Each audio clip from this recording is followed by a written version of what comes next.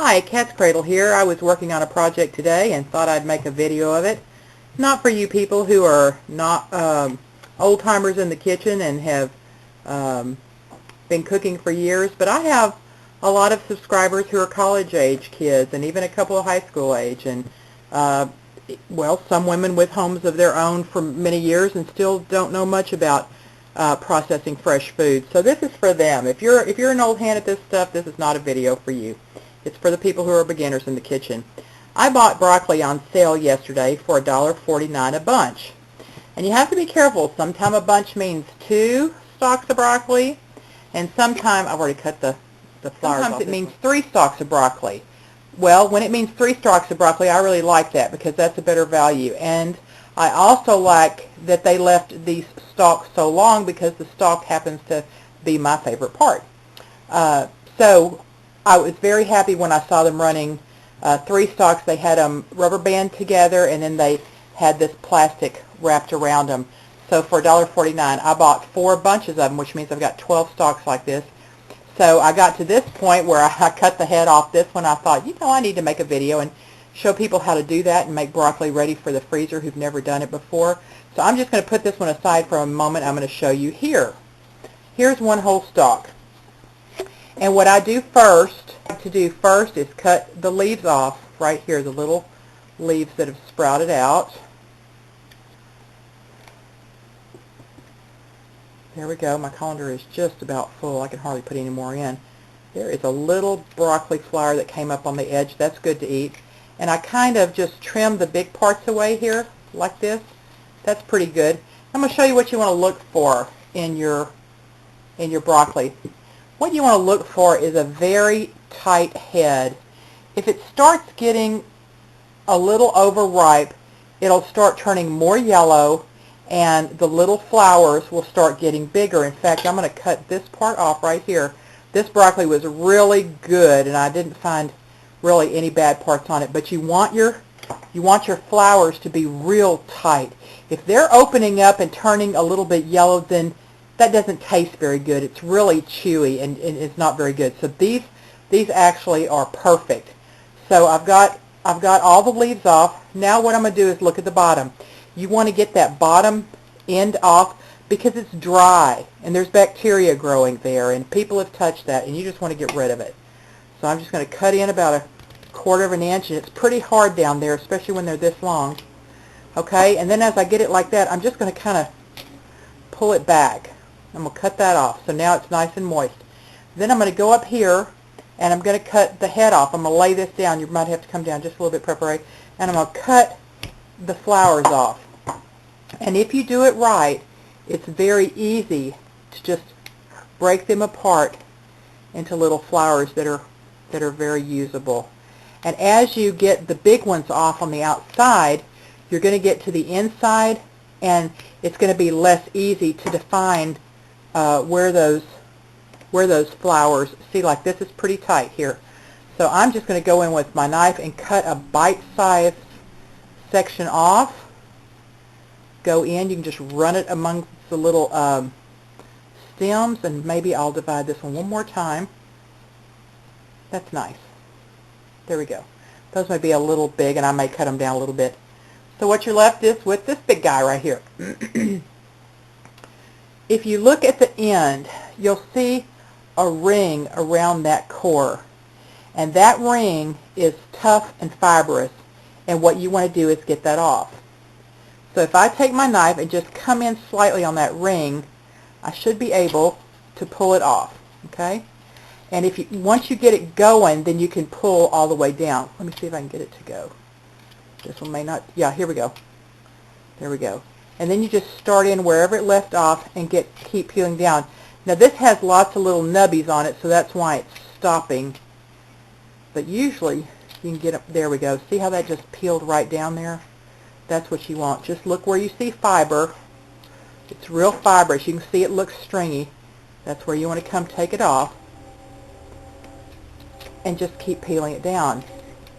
Now, this is the difference in home processed broccoli and the broccoli you buy in the freezer section of your grocery store, because sometimes they've done a good job of getting the fibers off and other times they haven't. And to put a piece of broccoli in your mouth and chew it and end up with that fiber still left in your mouth and having to spit it out on your plate, to me, is not pleasant. So I just like to do it myself, and I know I've got all that tough stuff off. So you should be able to cut through now, and I kind of just, yeah, I've got just a little bit of fiber there. I can see some here where it looks like it's stringy. Now I'm going to cut that again into bite-sized pieces. And you can see if you've left any because the little fibers will stick up. You just kind of grab them with your good sharp paring knife and just peel them down. I'm going to cut another one, and then I'm going to break it to see if there's some fibers. Yep, there's a few there. So I'm going to get those off. There we go. And just keep going down. Now as you get closer up here, when it starts to divide, those little fibers that are closer up to the top are easy to break down in the cooking process. So don't worry about those so much, and just go ahead and cut that down like that. Look and see if you see any fibers and pull them off. And there you go. Finish up here and get a big pot of water boiling. And the only thing that's going to be in the pot is water. And then I'll show you where we go from there. I'll be back in just a few minutes. All right, my water is just about boiling, so I'm just about ready to blanch my broccoli. I was over 50 years old before I was able to feel like I could afford the luxury of this pan, this pot that has a basket for blanching. It's really a pasta pot, but it's perfect for the homesteader who grows their own vegetables and blanches. If you don't have a fancy pot like this, just a pot will be fine, and some kind of slotted spoon or scoop to dish your broccoli up in after it's blanched. Blanching is a process whereby you immerse your fresh vegetables or fruit in boiling water for a certain number of minutes, then take it out and then plunge it into ice cold water to stop the cooking process and to set the color. Why would you blanch? There's several reasons. One, it stops the enzymatic action that happens with fruit and vegetables when you freeze them. The enzymes in the fruits and vegetables tend to break that vegetable down and make it not as desirable as if it had been blanched. The other reason is because it starts the cooking process for you. When I use blanched vegetables that I take out of the freezer, it doesn't take very long for them to cook. I may have to do all of this broccoli in 2 batches, maybe 3. I want it to come to a full rolling boil because my vegetables are not as warm as my water, and as soon as I put them in, it will stop boiling. It's to a full rolling boil. Now I'm going to put my vegetables in. Let's see how many I can get in. Okay, I'm going to be able to get half of them in. I'm going to put the lid right back on to keep the heat up. I'm going to set my timer. 300. Timer. I'm going to blanch them for 3 minutes. And the rule is, if you blanch for 3 minutes, then you cool in ice water for 3 minutes. And that's what I'm going to do. And I'll bring you back when they're ready to come out of the pot and go into the ice water. Okay, they're boiling away. Okay, the broccoli has come out. I've just put the hot broccoli in the ice water. I'm going to move it around with my hands to get it cold as quickly as I can because that sets the beautiful bright green color. I also am going to wait just a second to put the next batch in because I'm going to give myself a few minutes in between the batches so that I can get this out onto a towel to be draining. So it's icing down nicely. It's getting cold.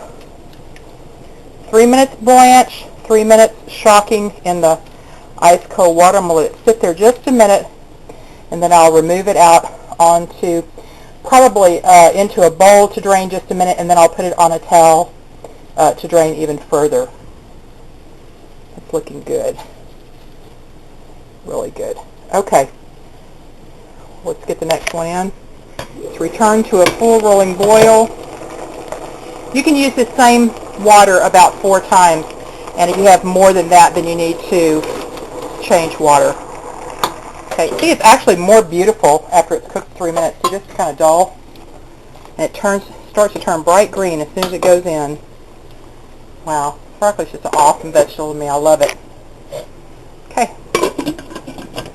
Timer again. Timer 3. Timer. There we go. It's going. Whoops, no. There we go.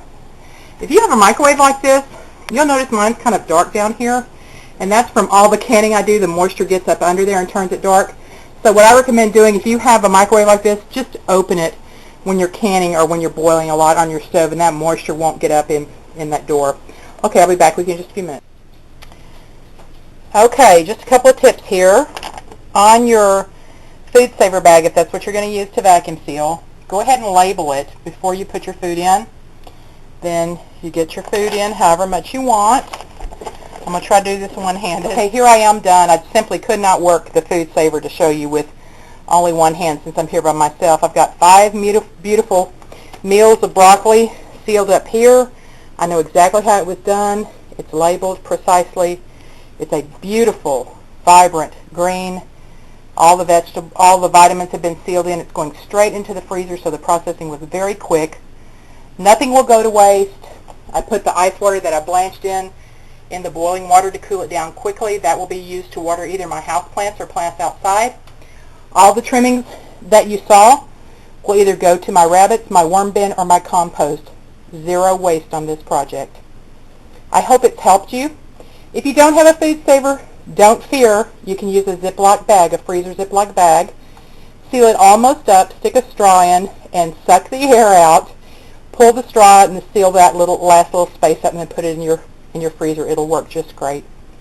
I hope this has helped you learn a little bit how to prepare fresh vegetables for the freezer. Cat's Cradle.